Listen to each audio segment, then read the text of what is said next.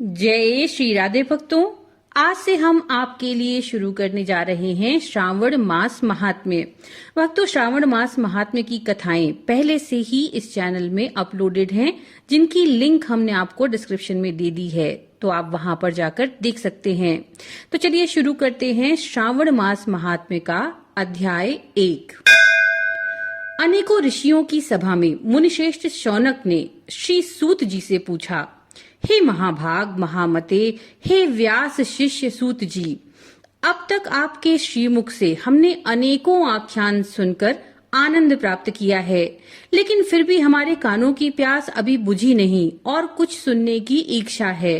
तुला राशि का सूर्य होने पर आपने कार्तिक मास का महात्म्य, मकर का सूर्य होने पर माघ मास का महात्म्य तथा मेष का सूर्य होने पर वैशाख मास का महात्म्य हमें सुनाया। इन मासों के जो गुणधर्म हैं उनको भी आपसे समझते रहे। अब इन मासों से भी उत्तम आपके अनुसार अगर कोई महीना परमेश्वर को प्रिय हो तो उसे भी विस्तार पूर्वक कहें। हमारे मन में उसको भी सुनने की बड़ी तीव्र लालसा है। ये सुनकर सूत जी बड़े प्रेम भरे शब्दों से कहते हैं, आप सब मुनिगण ध्यान पूर्वक सुने, मुझे भी आपको सुनाने में आनंद प्राप्त होता है।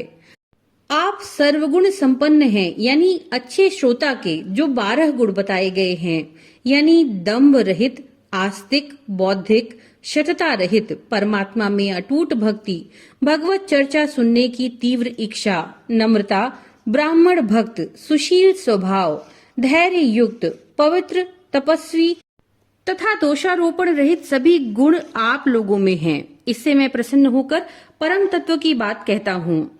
एक दिन धर्म को जानने की इच्छा से बुद्धिमान सनत कुमार ने परमेश्वर को दोनों हाथों से नमस्कार कर भक्ति पूर्वक पूछा, हे देवों के देव महादेव, अनेक योगियों के ध्येय चरण कमल, आपसे अनेक व्रत और धर्मों को सुना, लेकिन इस समय हमारे हृदय में एक ऐसे मास का महात्म्य श्रवण करने की अभिलाषा है जो 12 मासों में सर्वोत्तम, सभी को अत्यंत प्रसन्न करने वाला और जो सब कर्मों का सिद्ध प्रदाता हो।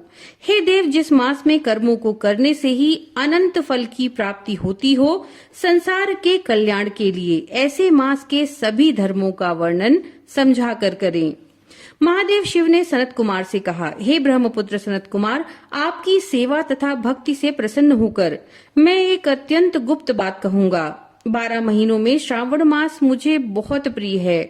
पूर्णिमा को श्रवण नक्षत्र का योग हो जाने से ही इस मास का नाम श्रावण कहा गया, जो श्रवण मात्र से ही सिद्धि देने वाला है, इसलिए भी इसका नाम श्रावण है। इस मास के धर्मों की गणना करने के लिए भूमि पर कोई समर्थ नहीं।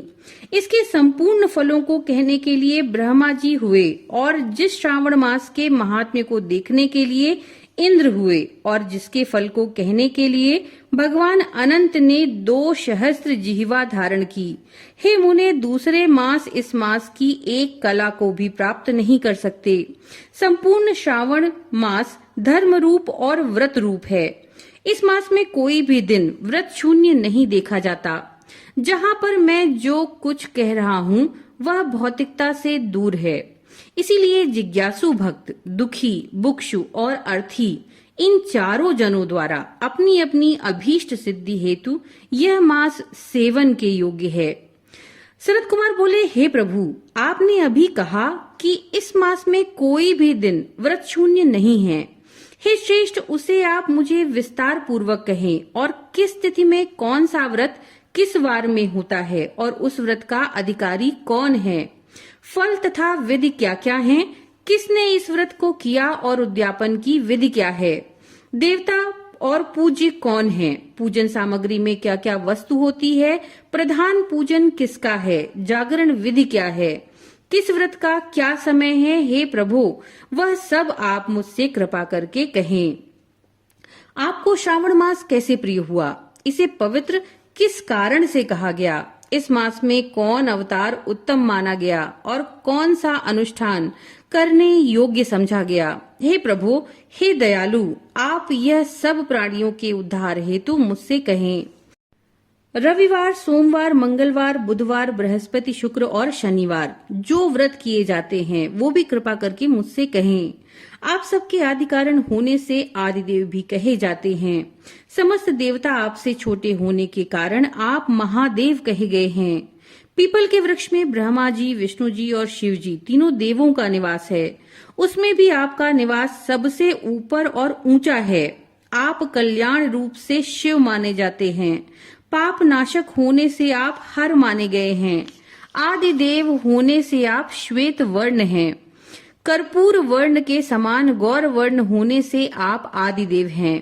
पहले गणेश जी का अधिष्ठान रूप 4 दल का मूलाधार नामक चक्र है। इसके ऊपर 6 दल का ब्रह्मा जी का अधिष्ठान नाम दूसरा चक्र है। उसके ऊपर 10 दल वाला भगवान विष्णु का मणिपुर नामक तीसरा चक्र है। फिर हृदय में अधिष्ठान रूप 12 दल का अनाहत नामक चौथा चक्र है। सबके हृदय में होने वाले उस चक्र में आपकी स्थिति कही गई है। ब्रह्मा जी और भगवान विष्णु के ऊपर आपका निवास होने से आपको मुख्य कहा गया है। केवल आपके पूजन मात्र से पंचायतन का अर्चन हो जाता है। यह सब अन्य देवताओं में नहीं है। स्वयं आप शिव हैं। आपके वाम भाग में पार्वती जी का निवास है। गणपति का दक्षिण भाग में, सूर्य का नेत्र में और भगवान हरि का हृदय में निवास है। अन्न को ब्रह्ममय कहा गया। भगवान हरि जल रूप कहे जाते हैं। हे ईशान, जब आप उस अन्न और जल का भोग करने वाले हैं तो आपकी प्रवीणता में किसी को भी संदेह नहीं हो सकता। आपका शमशान और पर्वत में निवास सब प्राणियों को विरक्ति की शिक्षा प्रदान करता है। आपका बोधक मंत्र है उतामृतत्व स्याशान। संसार को विनाश करने वाला हलाहल विष आपने कंठ में धारण किया। महाप्रलय के लिए कालाग्नि को अपने मस्तक पर धारण करने में आप ही समर्थ हैं। विश्व स्वरूप कामांध कुएं में गिरने के कारण कामदेव का वध आपने किया।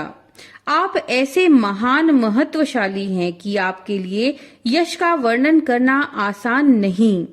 मैं आपकी स्तुति के लिए यदि करोड़ों बार जन्म लेकर भी आपकी स्तुति का वर्णन करना चाहूं तो भी मैं समर्थ नहीं हो सकता।